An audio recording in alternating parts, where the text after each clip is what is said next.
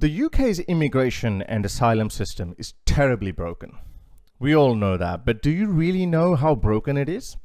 Have a look at this prophetic prediction by Enoch Powell in 1971. Unless some drastic change happens, large parts of many of our cities will, by the beginning of the next century, be occupied by a population which has nothing in common with the people of this country. Now, I've defined the problem. He was somewhat right, because today Britain and pretty much every major Western country is being overrun by people who have no loyalty with Western values. I said somewhat because the other side wasn't totally wrong either. There are many cultures who have found common ground. There are Chinese, Vietnamese, Hindus, Indians, Buddhist, Japanese, so many other cultures who moved to Western countries and then they assimilated and integrated. The second and third generations see themselves as citizens of the country they're born in. But the immigration pundits miscalculated the power of Islamic dogma. That culture is beyond reform. The only way for you to embrace Western values like democracy, secularism, tolerance, freedom of speech, modernity, is when you let go of the 7th century ideology called Islam, which purports the exact opposite of the values that I just mentioned. So how broken is the UK's asylum system? Let me give you an example. But before we go further, please like and share this video and subscribe to the channel. If you'd like to support my work, then you can be my patron by going to patreon.com/Sultan, or you can buy me a coffee. Links are below on your screen. So let's get to today's video. So a couple of days ago, this 35-year-old Afghan migrant made global headlines after he doused a woman and her 2 children with an alkaline substance and gave them severe burns. The woman remains in critical condition. He's practically ruined their lives. And some 2 days later, at the time of the recording of this video, this guy is still at large and the Met Police is unable to find him despite him being severely injured himself. But this video is not about the awesome capabilities of the Met Police. It is about the UK's border agency, or whatever it's called these days. So in 2018, this guy was convicted of sex offenses. The department is so embarrassed that we still don't know the full details of his offenses. So he came to the UK in a lorry in 2016, and instead of deporting him because he entered illegally, the British legal system allowed him to stay in the country. These people are desperate people. They don't have any work rights, so they turn to crime. They don't have any social skills. They don't know the language. They don't understand the culture. So they turn to violent sexual offenses. They either need to be deported straight away because they entered illegally. You can't reward these people. Or they need to be put into detention centers until their asylum applications are finalized. And once we know that these guys are economic migrants and a threat to society, they need to be deported. If their home country refuses to take them in, then put visa restrictions on those countries. Oh yeah, it can be done. This is exactly what the Algerians did to France. So, France stopped giving visas to Algerian elite. And yes, they gave in and they started taking the illegal migrants back. The French system is also broken, but it is slightly ahead of the UK. There seems to be more resolve to fix their broken systems. Back to this charmer. This guy was refused asylum twice, and then he found a loophole. He converted to Christianity. Yes, these pious Muslims who claim to be so steadfast in their faith and they are willing to die for their faith, blah blah blah, it's all an act. The only thing they are steadfast in is serving their interests. For example, to obtain British citizenship, they can throw their Allah and Muhammad and Islam under the bus. This guy faked his conversion to Christianity, but what do you expect? His Muslim shopkeeper said this guy is a genuine Muslim. He only eats halal food and he's never ordered alcohol. But the UK's border agency didn't bother to check. They so easily gave him the British citizenship on the grounds of his conversion to Christianity. It's so easy to obtain it these days. As it turns out, the diocese of Newcastle says we have no record of him ever converting to Christianity. So who approved his asylum application, especially after knowing that this guy is so desperate and he has been rejected at least twice? I bet it was some Abdul looking after his fellow Abdul in UK's border agency. Yes, our departments, organizations, police force, parliaments, everything is heavily infiltrated by these kind of people. Have a look at this Met Police officer. He's there to ensure peace and order.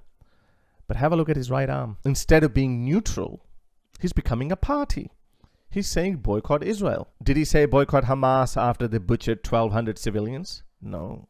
He probably agreed with them. He probably celebrated. He was probably happy about it.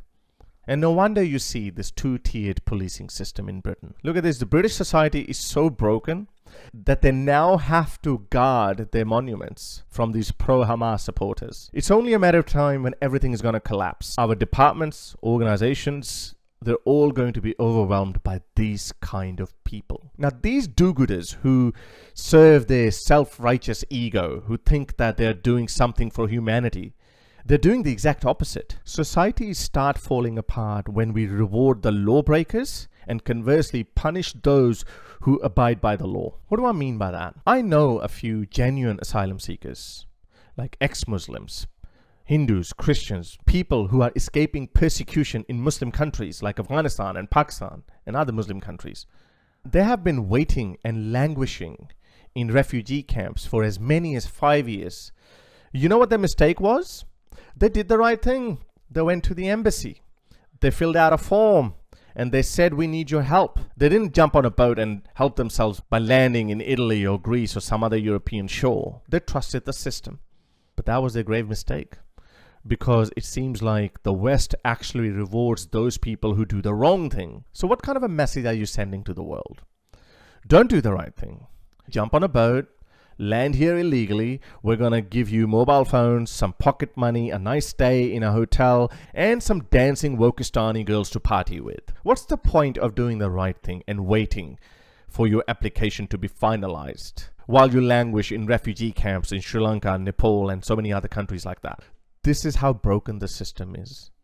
You should never reward the lawbreakers. And you should never punish those who do the right thing, who respect your laws and values. If someone didn't respect your laws to begin with and entered your country illegally, what makes you think that he's going to respect your culture and laws when he is granted your citizenship? And that's exactly what we're seeing now.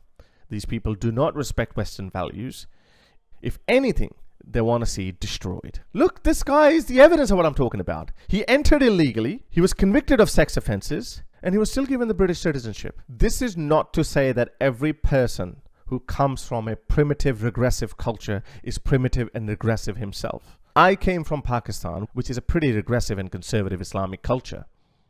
I came to Australia as a 19-year-old, legally. My parents paid $50,000 for my university. And after I graduated, I applied for Australian residency.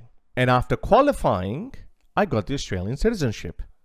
I earned my Australian residency. I have never broken the law. Well, a few speeding tickets here and there, but that's about it. I've been a law-abiding citizen all my adult life, and I love Australia for the life it has given me. And I'm not alone. There are literally hundreds of thousands of people like me who are being ignored because of people like him and millions like him. These do-gooders reward these people, and consequently, people like me who are trying to escape these regressive primitive cultures cannot escape. People who can assimilate, people who can contribute, people who can be valuable assets to Western countries. So you ask these do-gooders, what have you done? Are you really helping humanity?